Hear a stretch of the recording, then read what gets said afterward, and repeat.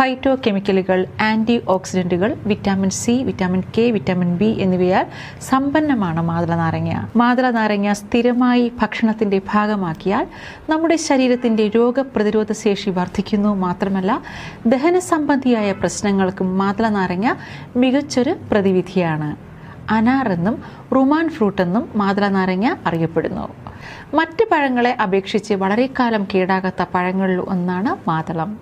ശരീരഭാരം കുറയ്ക്കാനായി ഡയറ്റ് നോക്കുന്നവർ മാതള നാരങ്ങയുടെ വിത്ത് ഇടയ്ക്കിടെ കഴിക്കുന്നത് വിശപ്പ് നിയന്ത്രിക്കാൻ വളരെ നല്ലതാണ്. അതുപോലെ പനിയും മറ്റും വരുമ്പോൾ മാതള നാരങ്ങയുടെ ജ്യൂസ് കുടിക്കുന്നത് നമ്മുടെ ക്ഷീണം കുറയ്ക്കുകയും ദാഹം ശമിപ്പിക്കുകയും ചെയ്യുന്നു.